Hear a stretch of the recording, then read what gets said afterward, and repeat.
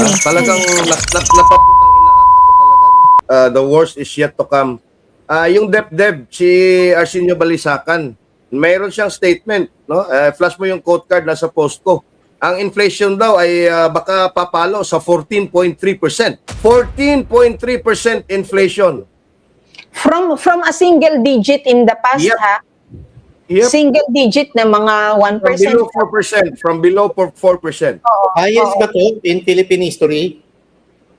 Ay, parang hindi. Parang during the first Marcos regime, pumalo din ata sa halos 20% eh. Kasi kung matatandaan nyo, mga katetet kay Ebon, kahapon pinag-usapan sa vlog na late dumating ang Senator Bongo at dahil late siya, nauna pang nagsalita ang host na si Mayor Baste Duterte. And of course, patapos na sana yung programa, pinagsalita pa siya. At dahil paghawak ng telepono, biglang tumayo si Mayor Baste, siguro may iba pang appointment. Ang paliwanag ni Senator BG, hindi niya ugali na magra-grandstanding. At nagkataon lang daw dun sa araw ng Davao na medyo na-late siya kasi galing siya sa malayong lugar at may dinaramdam siya. Under medication daw siya ngayon. Meron siyang health condition at naipit ng traffic. And humingi siya ng dispensa sa mga kababayan natin. Siyempre, sa mga organizer din doon sa araw ng Davao na hindi niya ugali ang magpapalit sa anumang klaseng pagtitipon o kaganapan. Tapos, binigay din ni Senator BG yung kanyang panig na hindi niya kilala si Jing Paras. Pilit niyang inaano na dati, nagtrabaho yan kay PRRD pero nung nawala na sa pwesto, wala na siyang control at wala na silang pakipag-ugnayan. Although, inaamin niya na magkaibigan sila. Tapos, syempre, ang sinabi ko, kasi ang impormasyon na nakakarating po sa amin pagka bumabanat si Jing Paras, nanggagaling mismo sa kampo ni Senator BG. Hanggat tinanong niya ako, sabi niya, ano ba gusto mong gawin daw niya? Ang sabi, quote-unquote, sabi ni Senator BG, ano ba gusto mong gawin ko? So, ako nagulat. Hindi ko alam kung nagagalit na siya, napipiko na siya. And malumanay naman yung pagsasabi ni Sen BG. Kaya lang, malumanay din po tayong sumagot. Nasabi ko, Sen, sino po ba ako para magsabi ng kagustuhan ng isang senador na katulad niyo? So, binibigay niya yung panig niya. Sabi niya, hindi niya ugali to. Tapos, inamin niya na dahil sa nangyari kay Tatay Digong, parang gusto na raw niya huminto sa politika. Ayun. So, ayun, yun ang sabi ko, well taken, Sen. Sabi ko, bukas po, babanggitin ko ito sa vlog namin sa third floor studio. And hanggang gabi, marami pang tumatawag. Pasensya na kayo, may bisita ako at medyo nakainom na lolo nyo. Ayoko sasagot ng baka mamaya, siyempre, hindi natin alam kung ano lumalabas sa bibig natin. Maigi yung alam natin na normal pa, quote-unquote, yung takbo ng utak natin. Pag nakikipag-usap tayo, higit lalo, ganito ka-sensitibo yung usapin o usapan. Yun. And nakausap ko rin yung isang staff niya, nakabrad mismo ni Martin Romualdez at saka ni Jing Paras. So tinatanggi talaga nila na may kinalaman sila kay Jing Paras. Ako naman, ang mensahe ko, Jing Paras, okay lang yan, ipagpatuloy mo yan. Sa halip na irespeto ka ng mga bata, kung ganyan ka, ayaw mo magparespeto, tuloy mo lang yan, Brad. Tira lang. Yun. Get well soon, BG, no? Senator Bongo. Get well soon. ES Medialdea, no? Attorney Bingbong Medialdea, get well soon, no? Ang dami nagkakasakit ngayon kasi nga, sudden change of temperature. So nagkakasakit yung tao ngayon, lalong-lalo na yung mga Marami, nagpahatid din ng mensahe sa atin. Oo. Nagpahatid din ng personal na mensahe sa atin si Senator Bongo, no? Nag-message siya at merong attempts ng pagtawag since hindi nga naka-register yung number niya sa akin. Hindi ho tayo sumasagot ng ng tawag na unregistered po yung phone number. And when I was able to validate na yung number na tumatawag na yun yung kay Senator BG, sinave ko na ito sa phone book ko and received a message from him last night na ngayon ko na lang umaga nabasa, and he was also the same explaining his side And then, mas minarapat ko na lang nasagutin yung part ng kanyang mensahe na meron siyang medical treatment ngayon. And then, I replied and said, get well soon, SBG. You know, the message here is, hindi tayo mga taong, alam mo yung flip, yung trip lang natin, mang-aaway ako ngayon, mamboboljak ako ngayon. There are triggers and we react to triggers. And if you visit the episodes, yung mga previous episodes, no, walang ganitong banatan. Meron man medyo pitik kasi merong mga comments na in-engage. But then most of the episodes ano siya halong comedy na editorial na lahat na pag-uusapan dito sa Third Floor Studio. But then if there is something like this that questions our motives and yung mga pinaglalaban natin, we react to such triggers, 'di ba? And we receive triggers. So we have to address those triggers. And that's what happened yesterday. So, and the other parties, Miss Astra Naik also sent her message that, you know, yun daw sa fake news sa Davao na tungkol dun sa Brunei, she was even asking bakit daw yung page niya, bakit daw yung post niya ang pinikap. Well, because that means to say that whatever you post kay Miss Astra Naik, I believe you guys are watching and you guys are monitoring. It's okay, you're welcome. You can comment, and if you want also the link to air your side, bibigay namin, pero not today because we are expecting a guest na sasampa, no? She said na she's wondering bakit yung post niya ang pinick up when it came to the Davao oil from Brunei na nag-arrive na nga daw sa Davao. That means to say that people see your page or your voice as relevant. That's why from now on, you should be more careful sa kung ano ang iyong ipopost dyan. Especially since you have the badge or banner or branding ng PDP next to your postings, next to your tone of messages, di ba? And then about dun daw sa uninvited for crashing the quote-unquote, crashing the lunch na not PDP, well, I hope you guys have already edited your posting sa page ng Facebook that lunch was not a PDP Execom hosted lunch. Not at all. And I saw what I saw. I took a video of what I saw, and what I saw was something not good. So when I say that it felt like gate crashing. It felt like it, and I saw it that way. Yun lang. And then I admire yung couple na the other one will stand up for someone. Mr. Coco Naik also felt bad na engage si Miss Astra sa usapan na to. And he said, it was foul of me to even say na ipopost ko yung video na yon. Dapat, yung foul, umaray po kayo sa foul kung ipinost po. But it was not posted at all.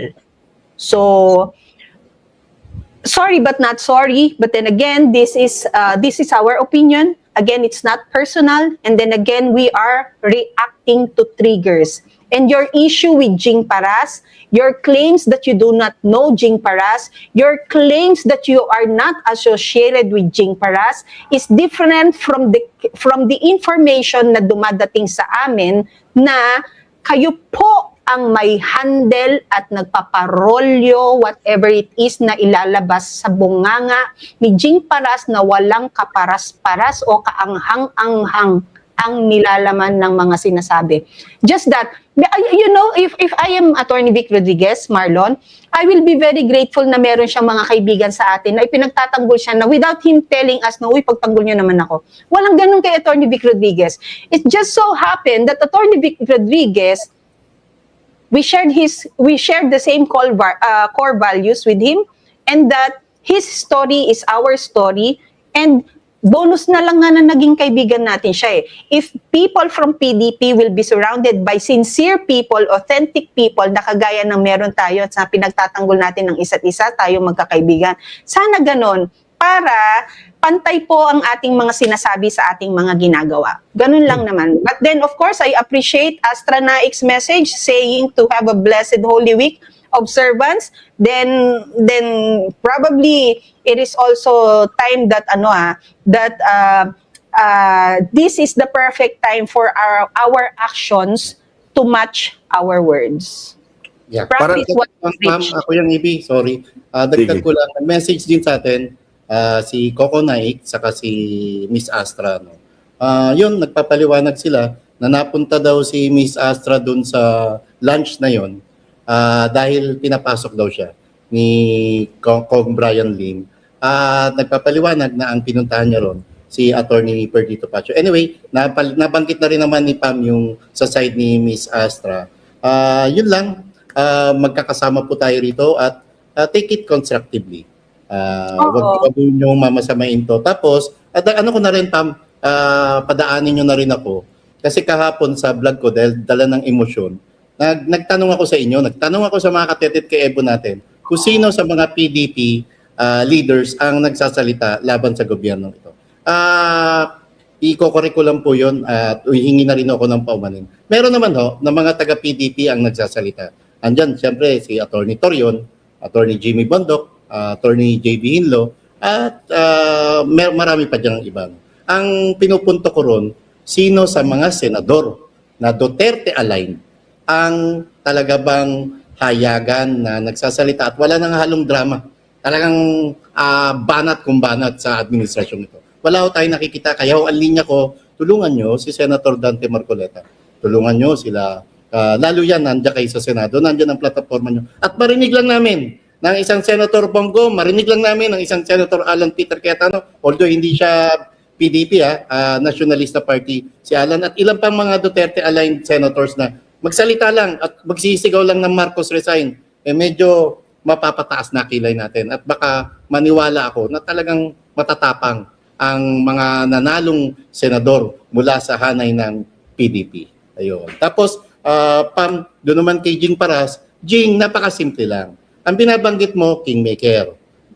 Kung nire-review mo yung Kingmaker book na yon, alamin mo kung may katotohanan ba yung laman nun. Kung nagbabalidate ba ito sa nangyayari ngayon na may pakikialam ang Lisa Araneta Marcos, sa nangyayari ngayon na may pakikialam ang Martin Romualdez, at sa nangyayari ngayon na talagang umpisa pa lang ng administrasyong ito, ang utak nila, ang mentalidad nila, ang focus nila, ang motibasyon nila ay magnakaw na sa gobyerno. Pero kung ang focus mo na wala sa libro, doon sa ipipilit mo kay Attorney Vic Rodriguez na nakita niyang gumagamit ng ipinagbabawal na gamot ang isang Bongbong Marcos, Brad, ang layo niyan. Ganyan na ba katiting ang utak mo? Kung kailan ka tumanda, saka ka nagkaedad. Ako naman, I would like to inform everyone, just for context, na noong March 29, we had lunch. Ang Maisog Cebu delegation was hosted by Attorney Torion, who is our guest this morning. We had lunch doon sa Apo View Hotel in Davao. At tuwang-tuwa yung aking mga kasamahan sa Maisog Cebu. There, we met Mr. Coco Naik and Ms. Astra Naik as well. We met Attorney Jimmy Bondok as well as Attorney Torion. We had a very productive, kung tawagin, na discussion doon. At we can agree to disagree on some points and on some of our opinions and views, but it's not reason enough na mag-awayan tayo ng ano. But having said that, ako naman, wala naman akong issue sa kanila at wala naman akong anong tawag dito, no? Iniindang galit o ano. Probably some sort of a miscommunication lang siguro din. But then again, alam mo, ako kasi Marlon at Pam, no? Yung mga unity na yan, I mean, you know, ano ba yung common ground natin? It's to support VP Sara Duterte. Pag yung grupo nyo is supporting the VP, edi no need na mag-unify sa isang grupo na ganun din. If the messaging is unified, then we are united. The problem with these people is, gusto nilang mag-unite sa isang grupo para yung mga politiko under the Vice President na gusto nilang ipasok, ay mapasok at masuportahan from hanggang sa local. Yun lang kasi ang problema ko eh. Yun lang kasi ang issue ko. Halimbawa, tumawag sa'yo si BG, Senator Bongo. Ang issue ko naman dito, trigger ko, si GB naman. Governor Baricuatro, who is also part of PDP. Diba? So, again, we may agree to disagree. We can, throw mud at each other sa local politics. But unified tayo with BP Sara Duterte, then walang problema yan. Again, I'm stressing this fact. BP Sara Duterte doesn't need a single politician to win in an election. It's the other way around. It's the local politician na bumubuntot at nag-elbow out kung sino-sino sila para iangat yung mga kamay nila para manalo sila. Yan ang katotohanan. Kuya, ibidagdag ko na rin kasi sa comment section, hindi ko kami nangaway. Papaliwanag nga kami. And si Robin Padilla, tama, napaka-very vocal. At talagang nakailang beses bumisita sa kay PRRD sa Dahig, bagaman hindi siya nakapasok mismo sa loob ng ICC detention cell. Sa comment din sinasabi hindi naman daw tayo original na DDS. Who is claiming na original DDS kami, fake DDS kami, newcomer DDS kami? Ano nga kami, ingat nga kaming tawagin yung sarili na namin na DDS because exactly of those kind of people who would claim and who has the audacity to claim that they are original DDS, but sila yung unang-unang gumagamit sa mga Duterte. Diba? It's as simple as that. The calls I took yesterday warned me na pinagmumura ako sa GC, na galit ka daw, Astra, sa akin. You called me bruha, minura ako, and things. Alam nyo, you guys should be careful You guys should be careful dahil may mga nai-screenshot at merong mga tao na baka nagtsatsaga lang din sa mga kagaya ninyo. But then again, like we opened this program today with humility. With humility na, of course, if we offended you, we apologize. But then again, just so to let things be clear, we react. We are reacting to triggers.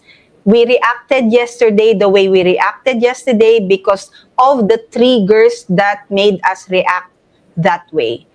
We are reacting. So minus those triggers, happy mood ang program natin. But with all those kinds of triggers na saktong-sakto ang timing and all, and it would be the same personalities. Kasi meron dito, nag-comment na ang tagal na nating mainit kay BG, Marlon, and Pam. Because matagal na po ang mga balita sa amin at mga impormasyon na ang nagha-handle nga sa mga high personalities na nagtotroll sa amin and to Attorney Vic Rodriguez ay di umano SCBG. Hence this matagal na emosyon ba, nagalit ba, na napapatunayan din naman ng kung ano ang naoobserbahan namin, kung ano din yung dynamic na alam namin sa loob, at kung ano rin naman yung mga nasasabi na ng mga principals na hindi natin babanggitin kung sino. Simple. At saka nasa comment section tayo, paumanhin na at i-acknowledge ko lang si Jocelyn Samson 8737. Hello my crush EB. Ayan, magandang transition yan. Pero Sino yan? Si Jocelyn Samson. Ma'am Jocelyn, last mo na yan Huling shot mo na yan. Ang aga-aga, Martes Santo. No, Marlon, baka inumaga na si Ma'am Jocelyn. Sa kakashot niya mo lang.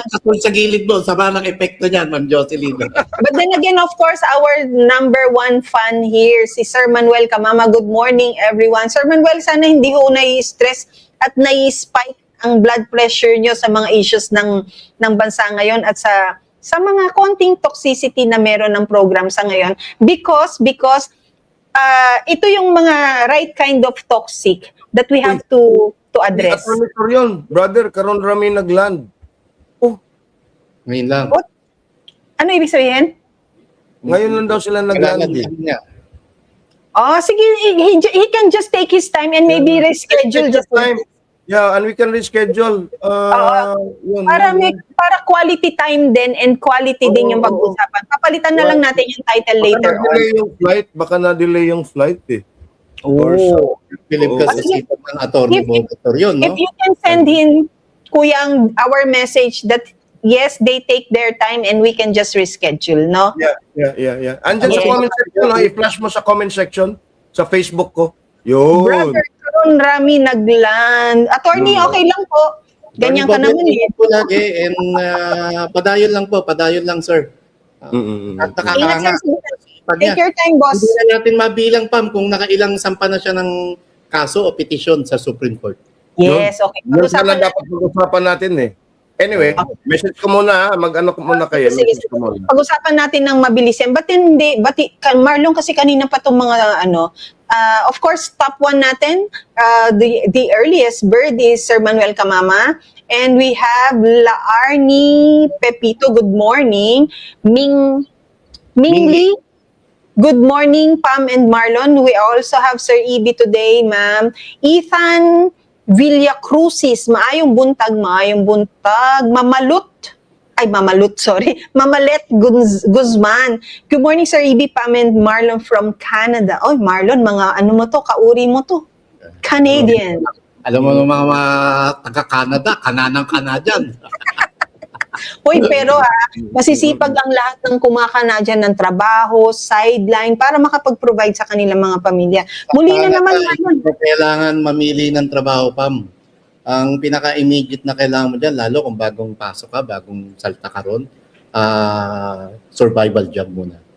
Tapos saka mo i-pursue yung career mo and ayun. And nakakahanga yung mga Pilipino ron at yung iba nakakaawa. Kasi hindi naman talaga lahat nagiging matagumpay yung pangingibang bansa nila. Tapos ayaw na lang rin nila umuwi rito sa Pilipinas dahil alam nila na mas walang oportunidad. Ayun pala, si Attorney Turion, na-delay nga pala yung flight nila to Hong Kong kasi nga pupunta siya sa The Hague tomorrow. So he was supposed to join us via doon sa hotel room nila muna, no? Going to while waiting for the flight to the Netherlands. Kuya, wag na natin Parang na-delay din nakaraan eh. Sabi ko, we will reschedule it. Sabi niya, yes. Kasi we know how stressful it can be na naghahabol ng oras, check-in sa hotel, and of Pero course... he sent me a press statement. Okay. Can we flash it? Is it in text form or... It's in PDF. Send ko sa GC natin and then you can open and it. then we can flash it today. No? Kasi, Marlon, but going back to yung mga kana sa Canada, hindi lang sa Canada ho, all over the world, kung saan may Pilipino, when we say kana, yan yung mga taong hanap ng matatrabaho outside of already their main job because yung willingness to be able to provide for the needs of their family members back home dito sa Pilipinas. And Marlon, no, today is Tuesday. Meron ka ba mga price increase dyan, Marlon, ng ating mga ngayon? Meron. Hindi pa meron. Meron. Diba? Hanggang 12 pesos yung diesel pero may rollback ata yung gas. 12 pesos na naman yung diesel? Bakit Plus ganun ka? Bakit ganun kalaki ang markup? Because Marlon, di ba? Si Marlon kasi kuyang palibhasa masasakyan. Alam mo yung dati mo, Marlon, yung halimbawa, sabihin na natin 4 months ago, 5 months ago, kapag si Marlon nag-ano ng mga rollback na ganyan, piso, sentimo, grabe ngayon, no? 12 pesos. Pam, times 3 yung full tank mo. Hindi ko pa alam, hindi ko pa nasusubukan na. Kasi hindi pa naman nababawasan ng marami. Naka-energizer. Pag nagpakarga, laging full tank. At saka inaantay ko yung konti na lang, pagka-isa na lang, para full tank. Nag-average ako 3,800, 4,000 something para full tank. Ngayon, may nagsabi sa akin na pareho ko rin na kung magpakarga full tank, tapos araw-araw lang ginagamit. Times 3, Pam. So, posible yung full tank ko dati na 4,000. Yung 10,000 to 12,000. Mm. Yun na. Kuya, hindi ko ma-open, pwedeng paki-screenshot na lang, send sa akin. Isipin mo yung 12,000 na full tank, 10,000 sweldo na ng ordinaryong tao. Marlon, ano mo na yun? Maaaring yung iba, doon na pinagkakasya ang matrikula, kuryente, tubig, pagkain, pamasahe. Sa 10,000 na yun, ha? Sa 10,000. Pero Pam, tingnan mo yung post ko. Kuyang, baka makalimutan ko lang, Kuyang Ibig, wait lang. Speaking of matrikula, graduation month po ngayon, hanggang April. Tapos after graduation, syempre, o bago mag-graduation, may reservation fee na yan sa mga eskwelahan. Tapos, come May o April pa lang, enrollment na naman to, Pam. Saan kukunin ito ng mga magulang? Na talagang dumadaing at kulang na lang na, hindi, karamihan sa kanila at sigurado ko naiiyak sa taas ng presyo ng bilihin sa dami ng kanilang gastusin. Okay, Ito maiiyak ka talaga, Marlon, at yung mga kababayan natin. Ilang beses ko na siya inuulit-ulit. The worst is yet to come. Yung DepDep, si Arsenio Balisacan, mayroon siyang statement, no? Flash mo yung quote card nasa post ko. Ang inflation daw ay baka papalo sa 14.3%. 14.3% inflation. From a single digit in the past, Yep. ha? Yep. Single digit na mga 1%. From below 4%. Highest ba to in Philippine history? Ay, parang hindi. Parang during the first Marcos regime, pumalo din ata sa halos 20% eh. Talagang parehong under Marcos, no? Na nangyayari yung mga ganyan. Oh, What's wrong? What are they doing wrong? Wala. It's not that what they are doing wrong. It's what they are actually not doing. True. They're not Totoo doing yan. anything. Oo. And what does this mean, Kuyang, when it comes to the commodities? Well, number one, This increase in rate. Ayun na nga eh. Inflation may hit 14.3% on oil shock. Sabi ko nga, we will be feeling the effects of this crisis down the road pa. A month from now, 2 months from now, 3 months from now, and in fact, even until the year end because of the looming food crisis, because of yung paghihigpit ng fertilizer, yung mga abono pataba. Mhm. Epekto niyan talagang tatamaan yung below the poverty line at saka yung lower middle class and middle class. Some of them na nasa lower middle class probably bababa sa lower class, yung nandyan lang sa taas ng poverty line will probably go back to poverty.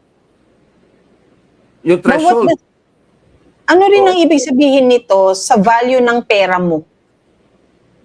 Well, una-una, 6.69 ang exchange rate nagsara kahapon, the lowest Grabe, no? in history. And we are a net importing economy. Meaning to say, ang karamihan sa ating kinukonsumo, binibili natin sa labas ng bansa. At ang binabayad doon ay US dollar. So kailangan natin na mag-export din tayo, no, ng the same value para mag-earn tayo ng US dollars para ipambayad doon sa in-import natin. Para hindi tayo magpa-convert ng ating currency. Kaya nga importante yung gross international reserve. Okay? Pero ang problema, wala tayong export industry ngayon na nagpapapasok ng mga dolyar. Yung ating BPO lang at yung remittances ang doon tayo nag-aano. Pero naiipit din sila. Kasi yung mga BPO parang nag-aano na rin dahil yung apektado yung mga negosyo nila overseas. Yung mga remittances, baka bababa din yan. That's 20% of our GDP. So if you are spending more peso to pay for your imports, it's a feedback loop. Bababa at bababa yung piso mo, at tataas yung inflation mo. Ngayon, para matay mo yung inflation, ang BSP ngayon, Bangko Sentral, magtataas ngayon yan ng interest rate. Pag tinataas ang interest rate, hindi na makapagpangutang ng kapital ang negosyante. Pag nangungutang ka sa iyong credit card, tataas. Nangungutang ka ng sasakyan, tataas. Nangungutang ka ng tuition via your credit card, tataas. Tataas na lang. bayad sa bahay na naka-amortize, tataas din. Because that's the case with my siblings abroad, no? Dahil naka-amortize yung bahay nila, yung ine-expect nila na, let's say dito sa Pilipinas, ang buwanan na kinuha mo sa isang bahay 20,000 pesos. Doon sa kanila, nag-a-adjust ng mas malaki to cover inflation. Kaya minsan, doon sila caught off guard because they were not prepared at hindi nila napag-ipunan yung cost ng inflation na yon, na ngayon, imbis na ipangutang mo ulit, kukunin mo yon ng konti doon sa budget sa pagkain. Kukunin mo yon ng konti doon sa budget sa kung saan ang nangangarap kayo na may travel, di ba? Hahatian mo ng konti yon. So ngayon, isasakripisyo mo na kung kayo ay kumakain ng 2 ang putahe ninyo sa hapagkainan, isa na lang. Dahil kinuha nyo para makover yung bahay para ma-save ninyo ngayon na hindi mawala sa inyo. Or probably for some baka yung 3 kotse o 2 kotse na nasa asawang lalaki at nasa nanay dahil may mga hinahatid na anak. Hindi naman dahil estado ng buhay yan Dahil doon, ang mga sasakyan, talagang need siya. Hindi siya want, hindi siya status symbol. Baka magbabawas ng sasakyan. Sige, pahila yung isa para mabawasan na. Pero sakripisyo kasi talaga. Yan ang hindi natin nakikita. Pero ito, Pam at Marlon, ang hindi rin natin nakikita at hindi napapansin ng ating mga kababayan. Ano yung epekto nito sa budget natin at sa ating deficit spending at yung utang natin na lumulobo ngayon? Una, pag mataas yung inflation, tataas yung rates, ang utang natin, tataas ang interest rate.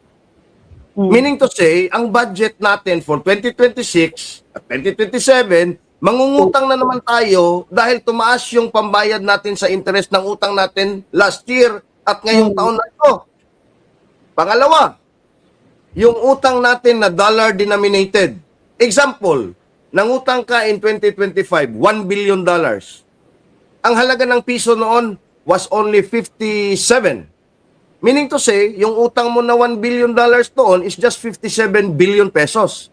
'Di ba? Kasi 57 to $1 ngayon, biglang naging 60.69. Yung 1 billion mo na yun na utang, dollars, bigla na ngayong naging 60.69 billion pesos. A difference of 3+ billion without you doing nothing. It's just the inflation and the rate adjustment. Biro nyo, tumaas pa yung interest rate, tumaas pa yung halaga ng ating utang, yung ating sovereign debt. Saan yan kukunin? Mangungutang na tayo ulit because we are on a deficit spending. Dahil kulang yung ating income ng 1.6 trillion sa taon na ito and in the previous years, mangungutang na naman tayo. Yan ang problema, Pam at Marlon. Pinaka-importante dyan, ang deficit spending mo at ang public spending mo, paano mo ngayon yan iba-budget?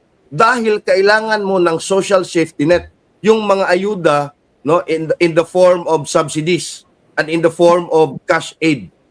Paano mo ngayon ilalatad yan sa mga proyekto na dapat sana gagastusin mo para yung ating GDP, ang ating ekonomiya ay lalago because we had the lowest GDP growth rate in the last quarter of 2025 at 4%. Baka mag-negative growth pa tayo in 2026. So, Kuya, triple, quadruple whammy, Pami. You were talking about the economic growth, Kuyang. How do we see that happening and how is it viable na magkaroon ng ganyan kung wala ngang economic activity? Turismo bagsak. Yung kaisa-isa na lang nating pag-asa dahil magaganda ang ating tubig dagat dito sa Pilipinas, bumagsak pa, 'di ba? Yung transport ganun din, yung lahat ng madaming tao, maraming negosyo ang nag-pull out sa bansa because they fear na anytime we can be warring with another country na hindi naman dapat natin laban, 'di ba? Tapos meron kang presidente na oo ngayon, hindi mamaya, and then what did I say later on? Alam mo yung ganong estado ng pag-iisip na yes, yes, yes, tapos no, no, no, and then later on, ano nga ba yung sinabi ko? Meron kang ganong presidente na naglilid ng bansa na wala sa proper state of mind. Sa tingin mo yung mga economic growth, economic activity na yan, achievable? And again, how do you now address this inflation? Is this something you can address sa paraan na ginawa ng Makagbayan Bloc when they signed a resolution saying, stop the war in wherever? Ito ba pwede mong isulat lang din at sabihin mo, stop inflation. You have to use this rate only because this is what we can only afford. Ganun ba 'yun? Parang gumit na ka sa daan at sinabi mong araw, ihinto mo ang pagsikat. Ganun lang ba 'yan? Ang nakakatakot pa rito yung tama yung sinabi ni VP Sara nakaraan, yung El Nino saka La Nina. Ang nakakatakot dito yung banta ng brownout. Lalo lang itong magpapabulusok sa ekonomiya ng Pilipinas. Sipin mo dahil sa taas ng krudo, taas ng patip sa pasahe, yung public transport unti-unti nang lalaylayan. Baka magulat na lang tayo pagdating ng buwan ng Abril o Mayo, 50% o 40% na ng mga kaibigan nating tsuper at namamasada hihinto na sa pagtatrabaho dahil sa sobrang taas ng krudo at gasolina. Ito, Marlon. Huminto ha. Ito, ma'am. Marami nang huminto na namamasada. Tama. Let's just do the numbers para maintindihan ng ating mga kababayan. 90% of the economic or 90% na nag-provide ng trabaho sa ating ekonomiya, alam mo saan? Micro, small, and medium enterprises, MSMEs. They provide 90% employment. Sinong unang tinatamaan sa krisis na ito? Inflation at sa mahal ng fuel? The micro sector. O ngayon, pag nagsara ang isang karinderya na may 4 na trabahante, pag nagsara ang isang gas station na may 5 trabahante, pag nagsara ang isang production facility na backyard industry na may 10 trabahante, i-multiply mo yan. That's one. Number 2, and this is a feedback loop, no? That once mag-snowball ito, talagang delikado yung Pilipinas. Okay. Ano pa yung pangalawang numero na kailangan nating maintindihan? 70% of our economy, our GDP, is consumer spending. Hindi manufacturing. Pag inflation ay mataas, hindi gumagastos yung mga tao. Pag inflation ay mataas, hindi nag-i-expand ang mga negosyo. Nagsasara pa. Ngayon, kulang ka sa trabaho, mataas yung presyo ng bilihin, hindi lumalago ang yung ekonomiya, nawawala ng negosyo ang mga MSME owners, mga small businesses, that's 70% of your economy and 90% of your employment. That's the crisis. At sabi ko, this is an existential crisis waiting to happen. It's worse than COVID. Far, far worse than COVID. Nakakatakot, no? When we say it's worse than COVID, at that time, Kuyang, meron tayong Netflix, may YouTube, may internet, but this time, yung mga panahon na nakakulong tayo sa ating mga kwarto. Ngayon, maaari na nakakalaya tayo sa labas, pero wala tayong manegosyo, wala tayong makalakal, wala, alam mo yung people, kahit sa kalakal, magkakaroon na yan ng unahan. Diba? Yung mga nangangalakal ko yan, kung ano yung, and then again, you question, kanino mo ibibenta yung mga nakalakal mo? Kung walang may perang makakabili, kung ang mga negosyo nagsara. Yung napakaliit na issue na yan, kapag dyan nasimulan na maputol, diba? Yung foundation na nag-shake yung ground, aalog at aalog sa taas Diba? Kaya dapat matakot si Marcos kung ganyan. Kung naiintindihan niya ang sitwasyon na hindi siya dapat maging palagay lang ang loob niya dyan sa tuktok. To be honest. No? Tama yung sabi mo, nakakatakot. No? Dahil yung kay Kuyang Ibi, na mas worse pa ito sa COVID. Pam, wag nating kalimutan, nung COVID, meron tayong nakikitang presidente na nagtatrabaho. Meron tayong nakikitang presidente na araw-araw may briefing. Halos oras-oras, 3 times a day may briefing na inaalam yung kalagayan ng bawat sektor, bawat institusyon, kung anong trabaho na ang binibigay na, kung anong serbisyo na ang binibigay sa mamayang Pilipino. Ngayon, wala tayong nakikita. Ang napapanood pa natin, ang nakikita natin, ay isang presidente na aang-anga, bubulol-bulol, at alam na hindi niya alam ang ginagawa niya kasi kahit kailan, hindi niya ninanamnam na magtrabaho o alamin ang trabaho ng isang presidente. Alam mo Because again, kahapon, sorry, Kuya. Para kadugtong lang nung sinabi niya. Yan kasi mga pa-press briefing na yan sa panahon ni PRRD somehow created a feeling of security sa mga tao. No, uy, nandiyan yung presidente. Lumalabas pa. Ibig sabihin, okay pa sa labas. Malakas pa ang katawan. Ibig sabihin, hindi seryoso yung kung ano man yung tama ng virus sa ating mga katawan na ganyan. Uy, nagsasalita ang presidente, ibig sabihin hindi tayo ilalaglag nito. Uy, merong ipinresentang program, may aasahan tayo kahit papano. Yang ganyan dahil ano ba ang estado ni PRRD nung siya ay lumalabas sa tao? Sound mind, 'di ba? Merong solusyon na ino-offer. Alam niyang pag-usapan kung ano talaga ang problema.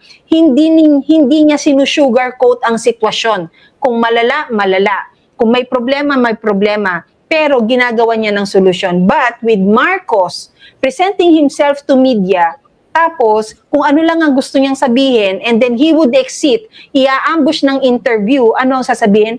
No, I don't want to answer questions at the moment. Diba? Anong makukuha mo? Wala. Magkalayo talaga. Kuyang, you were saying? Ito kahapon, no? Kahapon, nag-convene yung Regional Development Council Region 7. Ang chairman dyan is Pambari 4, but during the meeting, wala siyang wala bobo yun eh. Boba yan eh. So wala talagang Alam mo kahapon, it was Mayor Nestor Archival of Cebu City. So, kasi yung Region 7 kasi, the provinces of Cebu, including the highly urbanized cities na autonomous nga, including Cebu City, at saka yung province of Bohol. Alam mo ang pinag-usapan nila doon, Pam at Marlon? Ano yung pinag-usapan nila na hindi natin nakikita, naririnig doon sa Malacanang?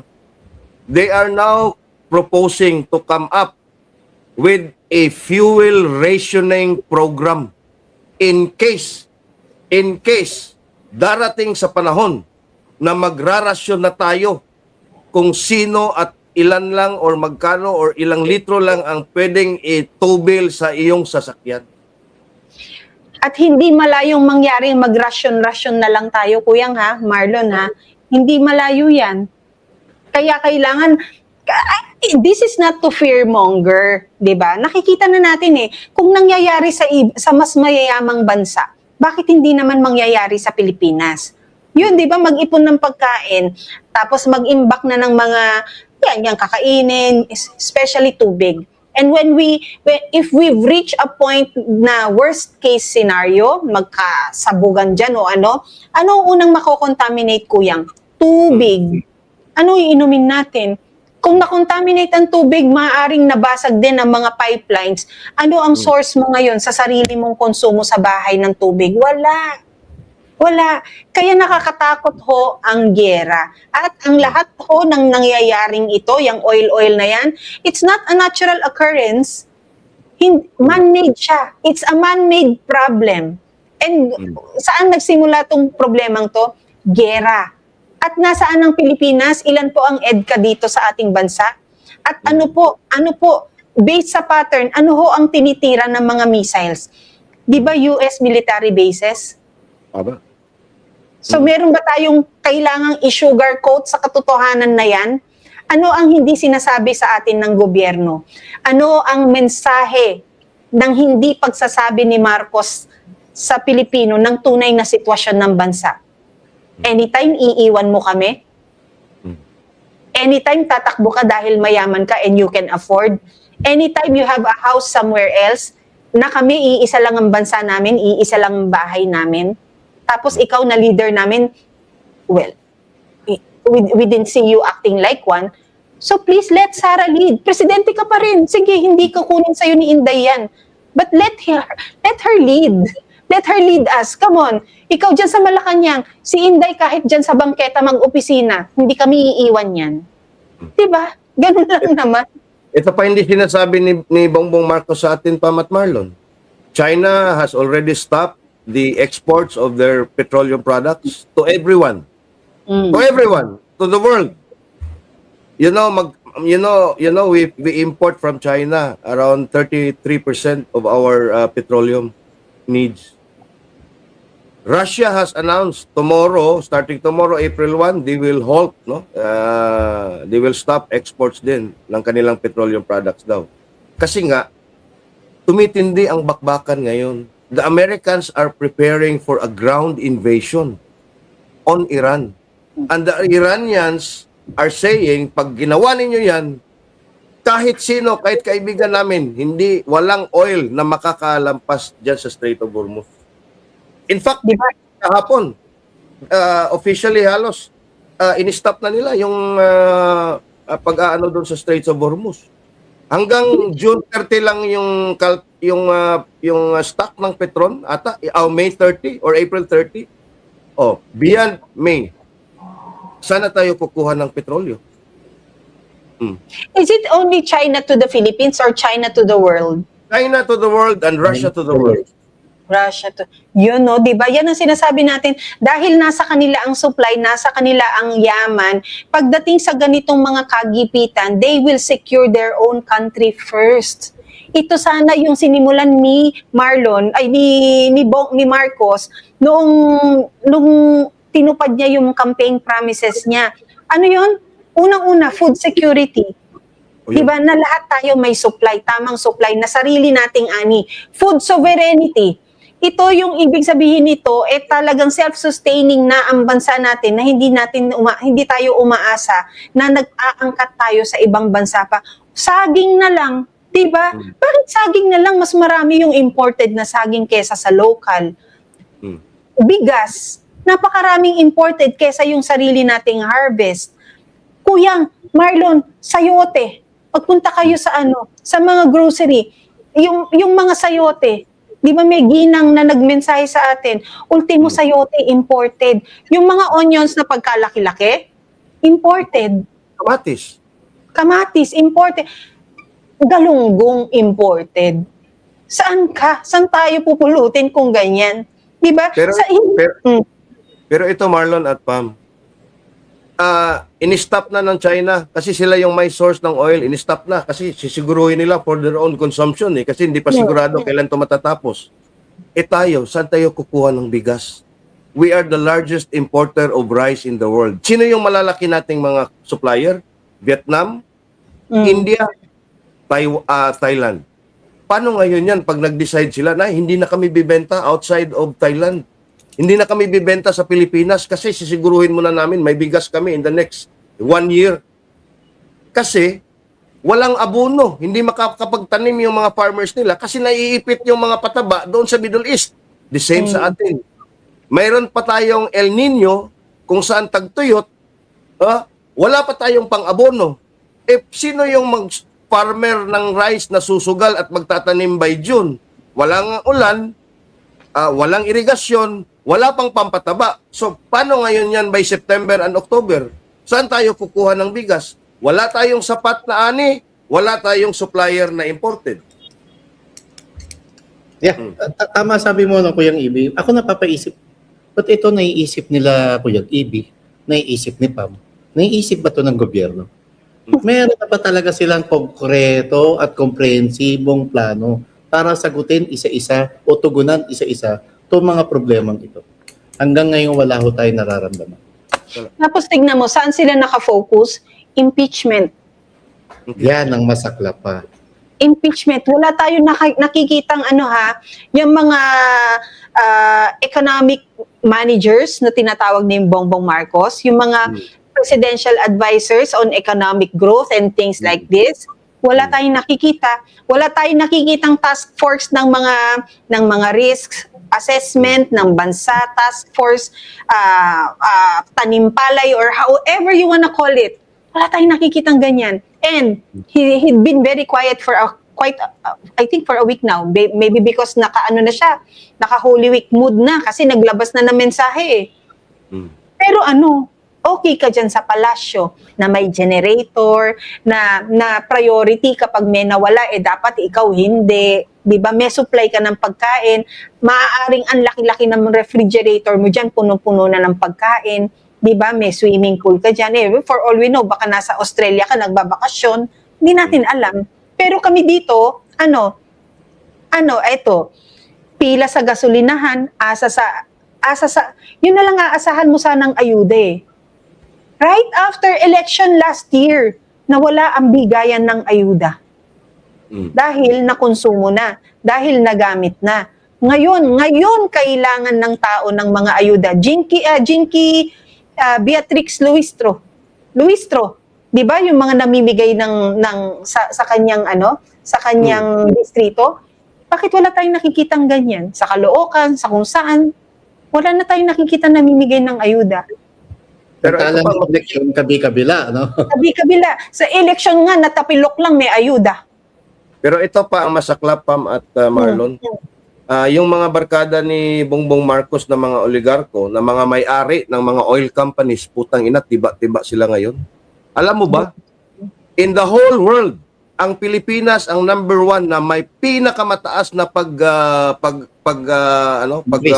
ng presyo ng langis. 87%. Ang ating mga kapitbahay nasa between 30 to 40% lang. Tayo 87%. Kaya nga nag-walk out si Marcoleta eh. Kahit hindi ma-explain nila bakit ganito kalaki yung taas kung meron tayong buffer stock na worth 60 days. Bakit 2 weeks after the war biglang nagdoble? Old stock pa yun eh. Kung tutuusin.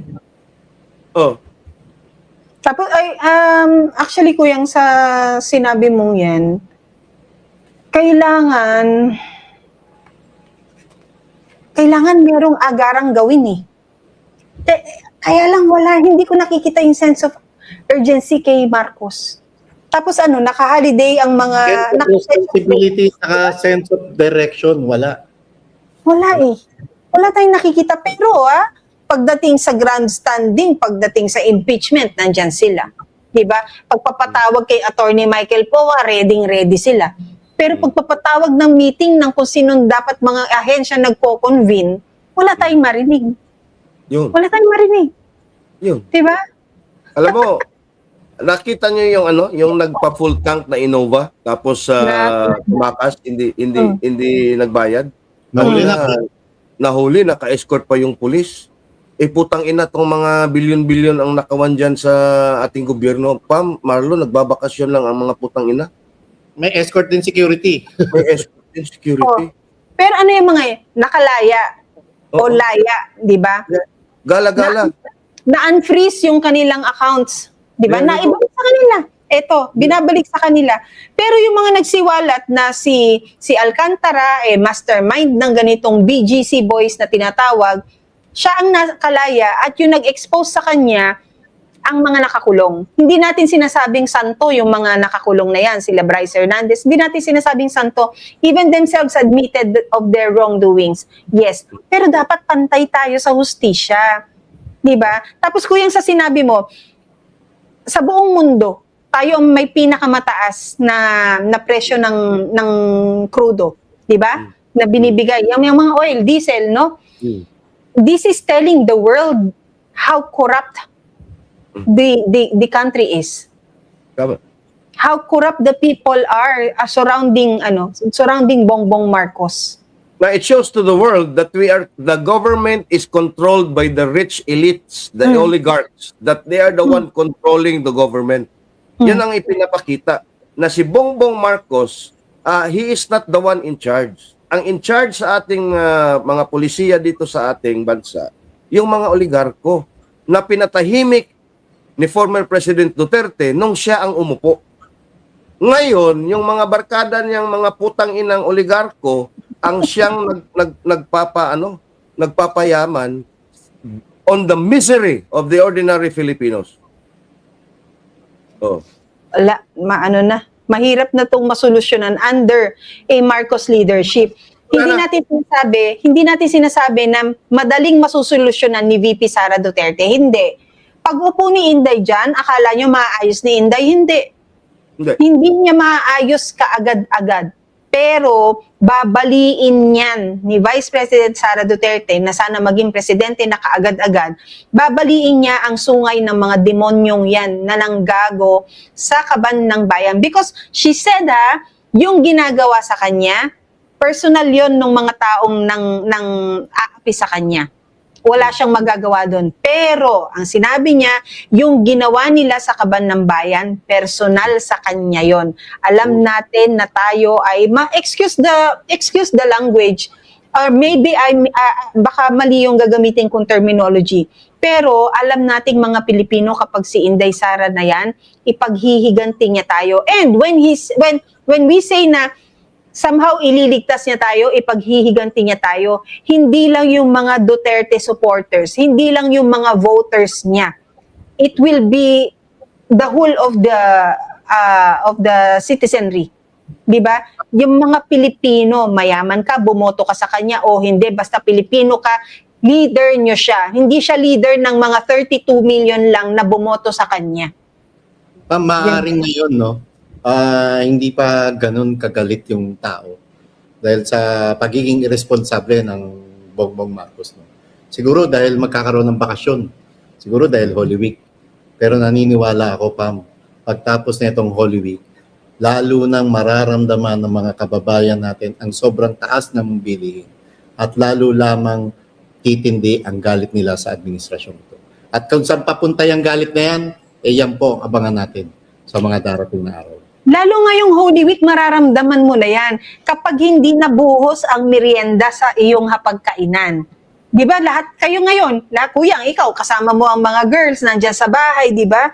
Yung mga Tres Marias mo, mother mo, siguro may mga dadayo na mga pinsan mo and all. Kapag ang naiaahin nyo dyan, wala nang, sabihin na natin your last year may ice cream, merong turon, merong cake, merong, yung mga merienda. Kapag ang naihain mo dyan, mani na lang, butong pakwan na lang, doon natin nararamdaman na, last year mas okay, no? Last year mas magaan. Last year nandito tayo sa ganito ngayon ramdam na. Kuya Marlon, ito personal experience ko to recently lang talagang napaputang ina ako talaga, no. Before going to Davao, 27 kasi ng gabi, kami umalis, no, yung flight namin. 25 or 26, bigla akong nag-crave ng cornetto. I don't know why. Yung cornetto ba, yung ice cream. Ice cream. May ginagawa ako, sabi ng kapatid ko, siya na lang daw bibili doon sa may 7-Eleven. Bumili nga, no? Sabi ko, magkano? Ganun pa rin, 25 pesos. Okay. Ganun pa rin kalaki yung wrapper, ganyan.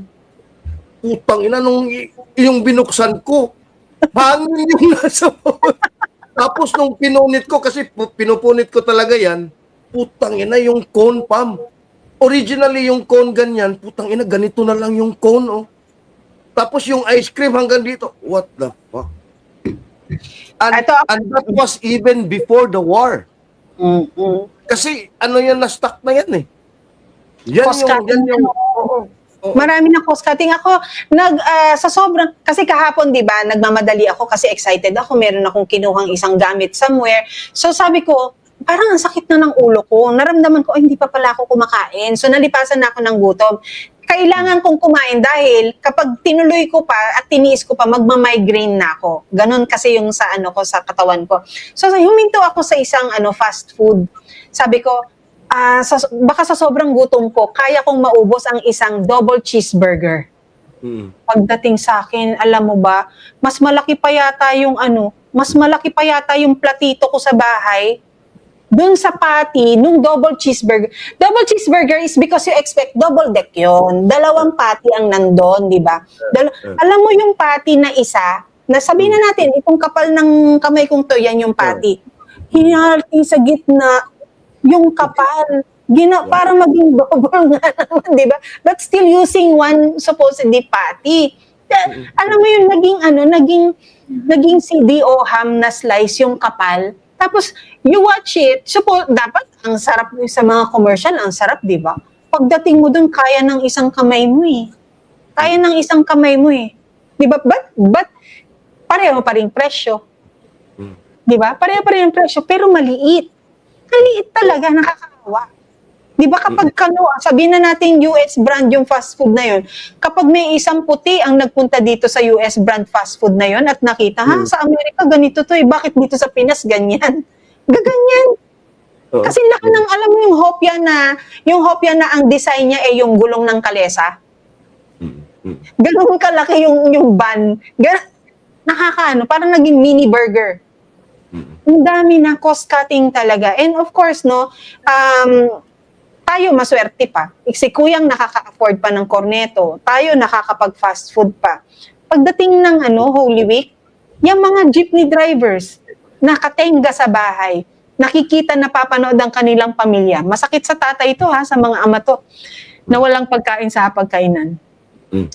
Tapos yung anak, aanuhin ka sa laylayan ng damit mo, sasabihin, tay, anong kakainin? Nandun na tayo sa puntong yun. Pam, Marlon, ito hindi naman ito madideny based on historical data. Pag may mga crisis na ganito, tataas talaga yung mga index crimes. Yeah. Yung No. makyat bahay, Natin nakaraan yan. yung robbery. Sa bading sa patalim, kumakapit. Oo. Di ba? Yung pagnanakaw, lalong-lalo na. Especially yung shoplifting, no? I think it was three weeks ago, I saw local dito sa Cebu, shoplift ng gatas ang isang ama. So, timbog. Timbog yan, kuya? Nahuli? Nahuli siya. Si Henry Alcantara, nasan? Yun. Malaya. Si Bongbong Marcos, nasan? Nasa palasyo. Martin Romualdez, nasan? Martin Romualdez, anong sinasabi ni Martin Romualdez? Hindi ko Unity and healing. Tapos ano pa yung sinabi niya nung nakaraan? Hindi maatim ng aking puso ang gumalaw daw ng pera ng bansa because I am a made man even before he entered politics. Ulul. Tigilan mo kami sa pagiging made man.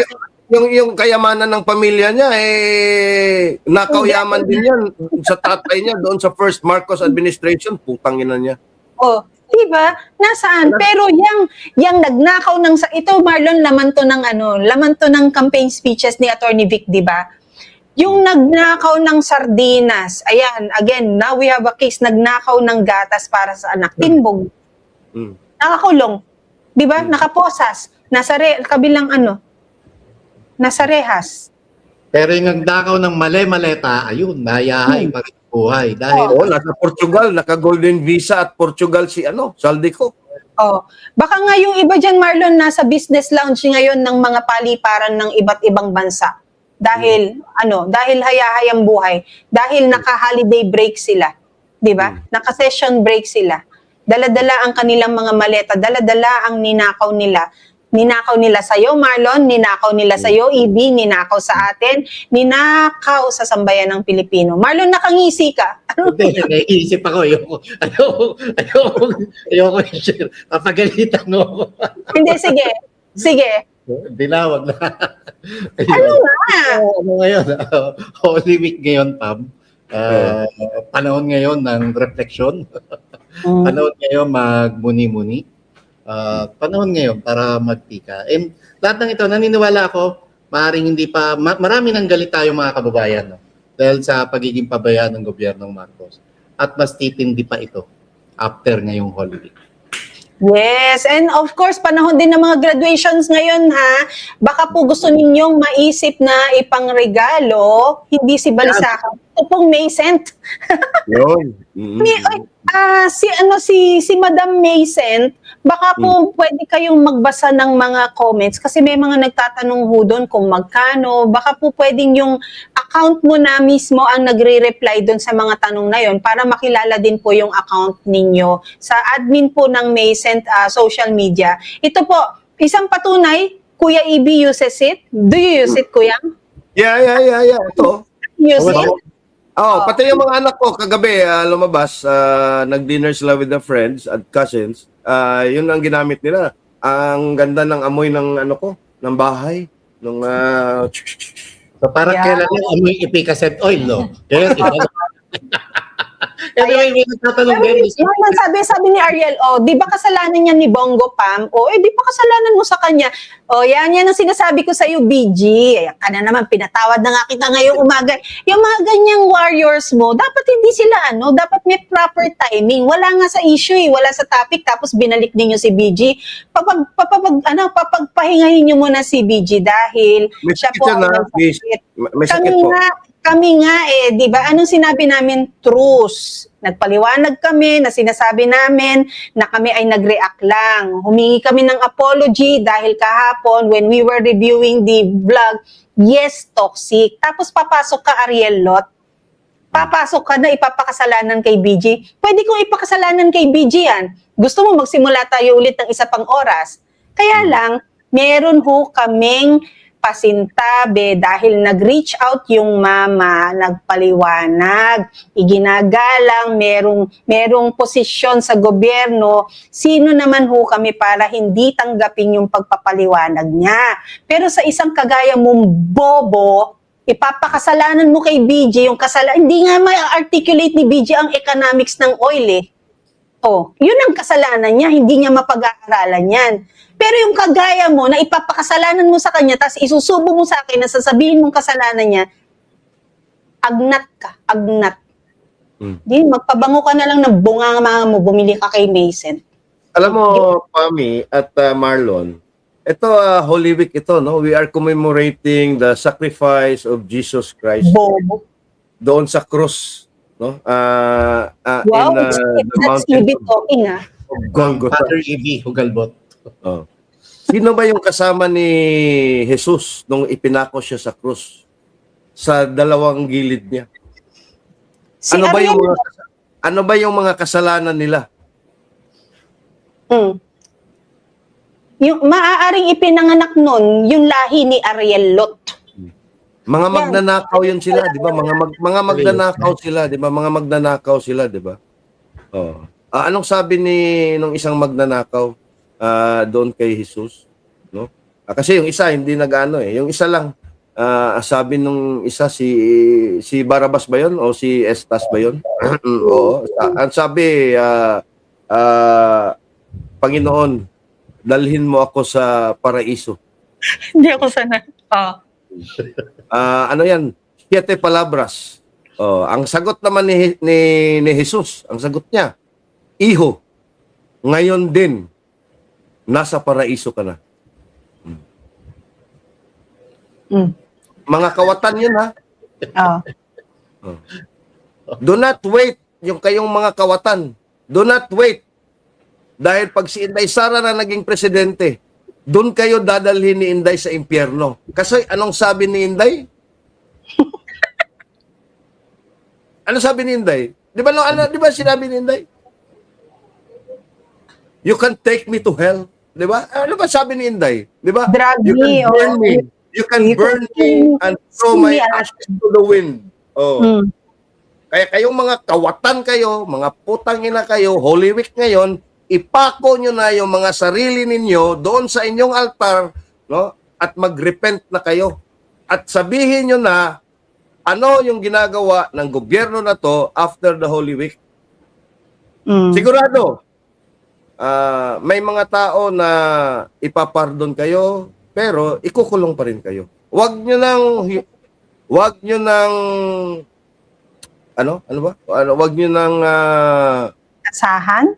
asahan or wag nyo nang ipupush pa na ang taong bayan na ang hihila sa mga bahay ninyo at ipapako kayo sa krus na nakatuwad. Nakatuwad, parang iba yon. Yung maikli yung sampahan ng paa, yung itinaas ng todo para halos isama mo si Ariel Lot. Diba? Ay, may mga tawag pa rin na pasensya na kayo pag hindi ko nasasagot. Pagka may pagkakataon, sasagutin ko. Tumatawag na gusto magpaliwanag na hindi nila tako si Ariel Lot. Yun. Anyway, yung tao ngayon talaga. willingly ginawa natin yun. Uy, Anyway, no. Meron mga nagtatanong na, ano daw, magla-live ba daw tayo sa mahal na araw? yun. Baka, Kayo, ano ang tingin nyo? Alam naman mag-usap tayo tungkol sa Biblia. Bahala dyan si oo, bahala